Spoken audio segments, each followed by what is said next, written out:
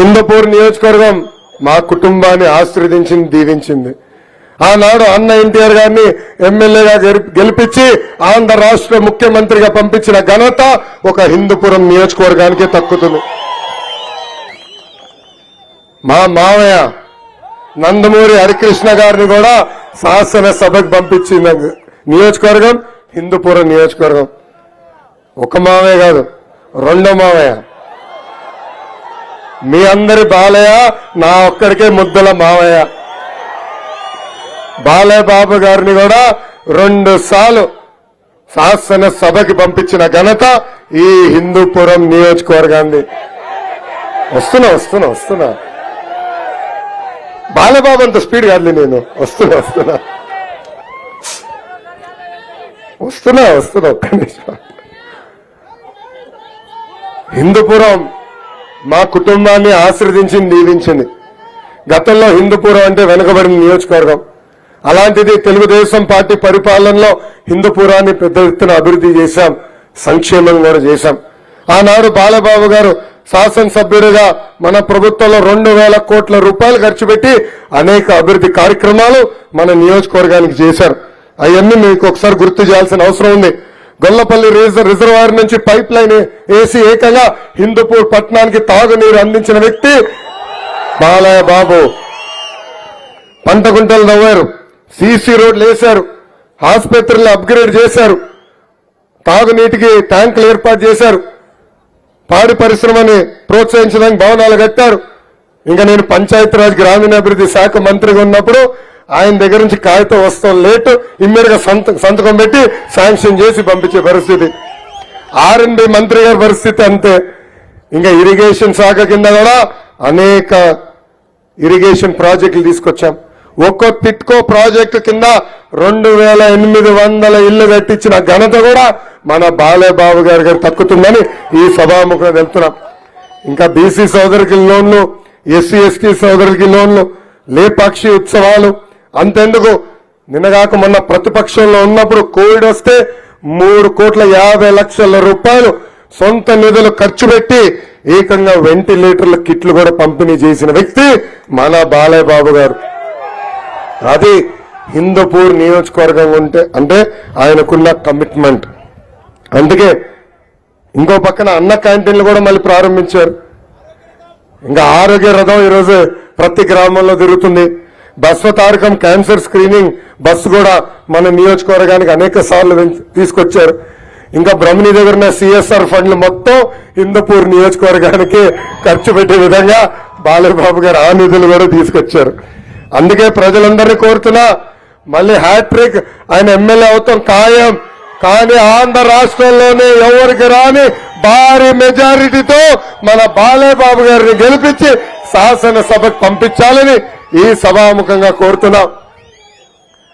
మనందరం ఆలోచించాలా. వైకాపా ప్రభుత్వ అధికారులకు వచ్చిన తర్వాత హిందూపూర్ చేసింది ఏంటి? సంవత్సరానికి ఒక ఇన్ఛార్జ్ వస్తాడు, పోతాడు. ఇప్పుడు 3వ ఇన్ఛార్జా 4వ ఇన్ఛార్జా లెక్క పోయిందబ్బా. 5 4 అనుకుంటున్నా. సంవత్సరానికి ఒక ఇన్ఛార్జ్ వస్తారు, ఇసుకలో డబ్బులు దొబ్బుతారు, గ్రావెల్లో డబ్బులు దొబ్బుతారు, మళ్ళీ వెళ్ళిపోతారు. అదే మన బాలయ్య బాబు నీతి నిజాయితీగా పరిపాలన అందించారు హిందూపురం ప్రజలకి.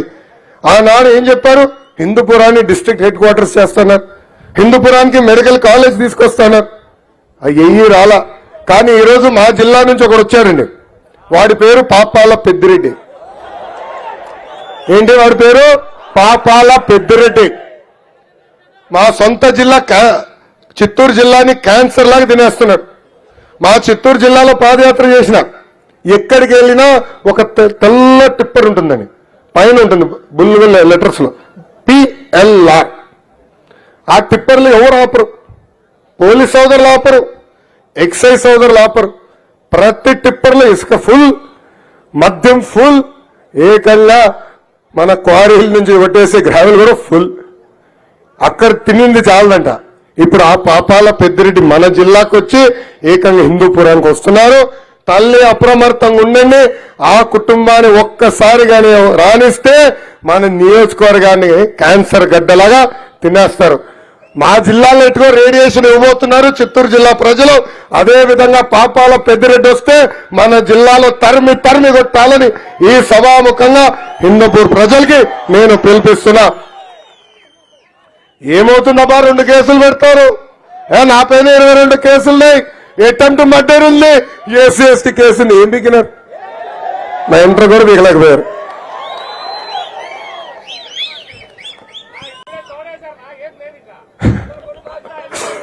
ఇంకా మన నియోజకవర్గానికి కొన్ని సమస్యలు పెండింగ్ ఉన్నాయి. ఒకటి, పెండింగ్ లో ఉన్న సాగునీటి ప్రాజెక్టులన్నీ మనం పూర్తి చేద్దాం. ఇంకో పక్కన పట్టణాల్లో ట్రాఫిక్ ప్రాబ్లం విపరీతంగా ఉంది, రోడ్లు కూడా అధ్వానంగా ఉన్నాయి.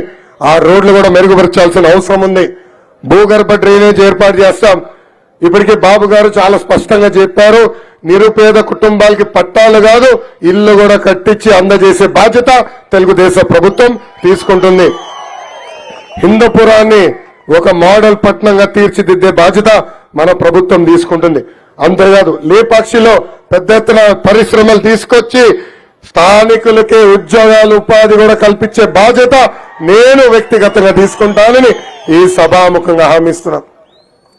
తెలుగుదేశం పార్టీ బలం, తెలుగుదేశం పార్టీ కార్యకర్తలు. అన్న ఎన్టీఆర్ ఏ ముహూర్తంలో స్థాపించారు ఈ పార్టీ నాకు తెలియదు. నాయకులు పార్టీ మారి వెళ్ళినా పార్టీగా అండగా నిలబడేది కార్యకర్తలే. వైకాపా కార్యకర్తల నాయకులకి boom boom president medal Andhra gold కావాలి. కానీ మనకి మన అధ్యక్షులు చంద్రబాబు నాయుడు గారి పిలుపు, రా కదలి రా అంటే పరిగెత్తుకుంటే వెళ్ళే ఉత్సాహం మనలో ఉంది. అందుకే 2014లో కార్యకర్తల కోసం సంక్షేమ నిధి ఏర్పాటు చేశాం. ప్రమాదంలో కార్యకర్తలు చనిపోతే వాళ్ళ కుటుంబాలకి 2 లక్షల రూపాయలు ఇచ్చి ఆదుకున్న పార్టీ తెలుగుదేశం పార్టీ. ఆ ఒక్క కార్యక్రమం ద్వారా 100 కోట్ల రూపాయలు ఇప్పటికీ ఖర్చు పెట్టాం. అంతేకాదు కార్యకర్తల కూడా వాళ్ళ పిల్లల్ని చదివించలేకపోతే వాళ్ళ పిల్లల్ని దత్తక తీసుకుని చదివిస్తుంది నా తల్లి భువనేశ్వరి అమ్మ. అది కార్యకర్తల పట్ల మా కుటుంబానికి ఉన్న చిత్తశుద్ధని ఈ సభాముఖంగా తెలుపుతున్నా. నాకు అక్క చెల్లెలు లేరు, అన్న తమ్ముడు లేరు. కానీ అన్న ఎన్టీఆర్ 60 లక్షల మంది అక్క చెల్లెలు అన్న తమ్ముడు నాకు ఇచ్చారు. ఈ సభాముఖంగా కార్యకర్తలు నేను హామీ ఇస్తున్నా, మిమ్మల్ని నా గుండెల్లో పెట్టుకుని కాపాడే బాధ్యత వ్యక్తిగతంగా నాది. ఇంతేకాదు 2019 నుంచి 24 వరకు మన పైన అనేక కేసులు పెట్టారు. ఇప్పుడే చెప్పా, నా పైన 22 కేసులు పెట్టారు. ఎస్సీ ఎస్టీ కేసు పెట్టారు, అటెంప్ట్ మర్డర్ కేసు కూడా పెట్టారు. ఇక్కడ అడుగుతున్నా, 22 కేసులు కన్నా ఎక్కువ ఉన్న ఎవరన్నా చేతులు పైకెత్తండి. ఇంత స్లో ఉంటే ఎట్లా మీరు? అరే బంపర్ ఆఫర్ ఇద్దాం అనుకున్నా, మీరు ఎవరు ఇంకా స్వీకరించే పరిస్థితి లేరు. 8 కేసులు అయ్యా, చాలా స్లో ఉన్నా స్వామి. నా ఆఫర్ ఏంటంటే 2019 నుంచి 24 వరకు ఎవరైతే ఎక్కువ కేసులు పెట్టించుకుంటారో వాళ్ళకి అంత పెద్ద నామినేటెడ్ పోస్ట్ ఇచ్చే బాధ్యత నాది. ఏమన్నా ఆఫర్ స్వీకరిస్తున్నారా? స్వీకరిస్తున్నారా?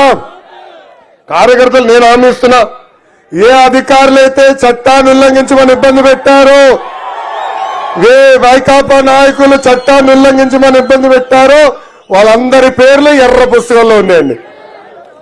ఈ ఎర్ర పుస్తకం ఇప్పుడు దేశవ్యాప్తంగా ఫేమస్. సుప్రీంకోర్టులో కూడా చర్చ జరిగింది ఎర్ర పుస్తకం గురించి. అరే నేనేం చెప్పానబ్బా రెడ్ బుక్ గురించి? ఎవరైతే చట్టాలు ఉల్లంఘించి మమ్మల్ని ఇబ్బంది పెట్టారో వాళ్ళపైన జ్యుడిషియల్ ఎంక్వైరీ చేస్తాను, సర్వీస్ నుంచి డిస్మిస్ చేస్తాను, జైలుకి పంపిస్తానని చెప్పా. నేను చెప్పింది తప్పేంటి? ఏం లేదు. దాంట్లో జైలుకి వెళ్ళే మొదటి వ్యక్తి పాపాల పెద్దిరెడ్డి, దాంట్లో డౌట్ లేదు. చట్టాన్ని ఉల్లంఘించాడు, కొండల గుట్టలు లేపేశాడు. ఎందుకంత భయపడుతున్నారు మీరు? నాకైతే అర్థం అవట్లే. సో వాళ్ళందరూ పేర్లు ఇక్కడ ఉన్నాయి, ఎవరు కంగారు పడాల్సిన అవసరంలా. అన్న ఎన్టీఆర్ మన దేవుడు, చంద్రబాబు నాయుడు గారు మన రాముడు. కానీ వైకాపా నాయకులకి మీ లోకేష్ మూర్ఖుడు. వడ్డీతో సహా ప్రతిదీ చెల్లించే బాధ్యత వ్యక్తిగతంగా నేను తీసుకుంటానని ఈ సభాముఖంగా హామీ ఇస్తున్నా. ఆనాడు నేను కష్టాల్లో ఉన్నప్పుడు అన్నగా నాకు ఫోన్ చేసిన మొదటి వ్యక్తి పవన్ అన్న. ఆనాడు బాబు గారిని జ్యుడిషియల్ రిమాండ్కి పంపిస్తూ జడ్జ్ తీర్పిస్తే నాకు ఫోన్ చేసిన వ్యక్తి పవన్ అన్న. ఆనాడు ఒకటే చెప్పాడు ఆయన, లోకేష్ నువ్వు ముందరికెళ్ళు, నీకు ఒక అండగా నేను నిలబడతానని. పాప పవన్ అన్న ఆంధ్ర రాష్ట్రానికి ప్రత్యేక విమానాల్లో రావాలనుకుంటే ఏకంగా ఫ్లైట్ పర్మిషన్ కూడా క్యాన్సిల్ చేసింది ఈ ప్రభుత్వం. రోడ్ మార్గంలో రావాలనుకుంటే బార్డర్ పైన ఆపేసి దాదాపు 3 గంటల సేపు రోడ్డు పైన పడుకునే పరిస్థితి తీసుకొచ్చింది ఈ ప్రభుత్వం. అందుకే ఆనాడు పవన్ అన్న నిర్ణయించుకున్నారు, తెలుగుదేశం జనసేన ప్రభుత్వం ఏర్పడాలి, ఈ సైకో జగన్ ని ఆంధ్ర రాష్ట్రం నుంచి తరిమి కొట్టాలని. అందుకే పసుపు సైన్యానికి జన సైనికులకి నేను పిలిపిస్తున్నా. ఈ వైకాపా నాయకులు మన మధ్యన చిచ్చు పెట్టడానికి ప్రయత్నిస్తారు. జన సైనికుల పేరుతో మన తిడతారు, పసుపు సైన్యం పేరుతో జన సైనికులు తిడతారు. మనందరం అప్రమత్తంగా ఉండాలా, వాళ్ళు చేసే దుష్ప్రచారం నమ్మకూడదు. కలిసికట్టుగా ఒకే నినాదంతో ముందరికెళ్ళాలి. ఏంటది? Hello AP, hello AP, hello AP, bye bye YCP. ఈ నినాదానికి మనం కట్టుబడి ఉండాలని ఈ సభాముఖంగా కోరుతున్నాను. అంతేకాకుండా ఈ శంకరావం కార్యక్రమం ద్వారా క్లస్టర్ యూనిట్ బూత్ అధ్యక్షులు కూడా నేను పిలిపిస్తున్నా. అన్నగారు కొంచెం కిట్ ఇస్తారా? ఈరోజు మీ అందరికీ ఇప్పటికీ కిట్టు పంపిస్తాం జరిగింది. వచ్చిన కిట్లు క్లస్టర్ యూనిట్ బూత్లందరికీ ఈ కిట్లు పంపిస్తున్నాము. వస్తుంది మీకు ఈ కిట్లు ఇస్తాము. ఈ కిట్లో 25 చొప్పున క్యాలెండర్లు ఇస్తున్నాం. ఇట్లా కట్ట కడుతున్నాం, 25 క్యాలెండర్లు, ఇట్లా 10 కట్లు ప్రతి క్లస్టర్ యూనిట్ బూత్లకి ఇస్తాం. ఒక పక్కన మన ఇచ్చిన బాబు సూపర్ 6 హామీలు ఉంటాయి, ఇంకో పక్కన ఈ సంవత్సరం క్యాలెండర్ ఉంది. ఈ క్యాలెండర్ ని ప్రతి గడపకి చేర్చాల్సిన బాధ్యత మీ అందరిపైన ఉంది. ఎందుకంటే రేపు ఇచ్చిన 6 హామీలు మళ్ళీ నిలబెట్టుకుని ఆ గడప దొక్కి చూడండమ్మా, అదిగో 6 హామీలు మేము నిలబెట్టుకుని చెప్పుకునే దానికి. అందుకే ఈ క్యాలెండర్ ప్రతి గడపకి చేర్చాల్సిన బాధ్యత క్లస్టర్ యూనిట్ బూత్ అధ్యక్షులపైన ఉంది. దాంట్లో ఎండాకాలం వచ్చేసింది, బాగా ఎండగుంది. ఈరోజు టోపీలు కూడా ఇచ్చాం.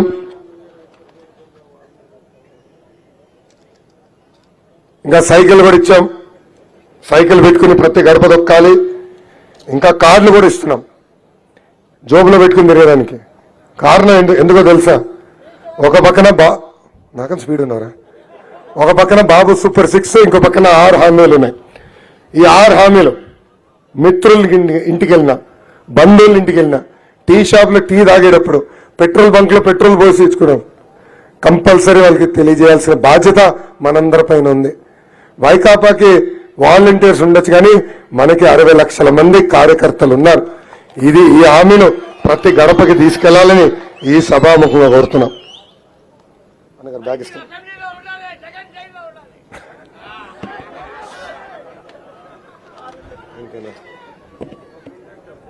గతంలో మనం బాధుడు ఇదేమి కర్మ మన రాష్ట్రం కార్యక్రమాలు చేశాం. నూతనంగా బాబు షూరిటీ భవిష్యత్ గ్యారంటీ కూడా చేశాం. చాలా మంది నన్ను తిట్టుకుని ఉంటారు, ఎందుకు టెక్నాలజీ తీసుకొచ్చారబ్బా అని. దానికి కారణం ఒకటే, పనిచేసిన కార్యకర్తలకి పనిచేయని వాళ్ళకి తేడా తెలియాలి పార్టీకి. ఈరోజు ఈ మీటింగ్ వచ్చే ముందల పనిచేసిన కార్యకర్తలందరినీ కలిసా వాళ్ళందరికీ ఉత్తమ కార్యకర్తల అవార్డులు కూడా ఈ రోజు మన పార్టీ అందిస్తాం జరిగింది. వచ్చిన వాళ్ళందరూ ఒకసారి ఎత్తి చూపించండి. వచ్చిన వాళ్ళందరూ ఇది ఎత్తి చూపించండి. ఇది కేవలం సర్టిఫికెట్ కాదు. రేపు బాబు గారిని కలవాలన్నా, నన్ను కలవాలన్నా గ్రీన్ ఛానల్ గా పనిచేసే పాస్. అంతేకాదు రేపు బాబు గారు ప్రచారంలో వచ్చినప్పుడు కానీ, లేదంటే అధికారికంగా ముఖ్యమంత్రి హోదాలో వచ్చినప్పుడు కానీ ముందల ఉత్తమ కార్యకర్తలు కలిసిన తర్వాతనే నియోజకవర్గంలో ఏ పనైనా చేస్తారు. అందుకే క్లస్టర్ యూనిట్ బూత్ అధ్యక్షులందరికీ పిలిపిస్తున్నా. ఇప్పుడు బాబు సూపర్ 6 కార్యక్రమం మనం జయప్రదం చేయాలి. ప్రతి గడప దొక్కాలి. రాబోయే 5-10 రోజుల్లో మన ఇచ్చిన హామీలన్నీ ప్రతి గడపకి తీసుకెళ్లాలని ఈ సభాముఖంగా క్లస్టర్ యూనిట్ బూత్ అధ్యక్షులందరినీ కోరుకుంటూ, ఈ రోజు ఎట్లయితే మిమ్మల్ని నేను ఎత్తుక్కుని వచ్చి మిమ్మల్ని కూర్చోబెట్టి గుర్తించానో, అదే విధంగా మన ప్రభుత్వం ఏర్పడిన తర్వాత నేను మిమ్మల్ని ఎత్తుక్కుంటా వచ్చి నామినేటెడ్ పదవులు కూడా అందించే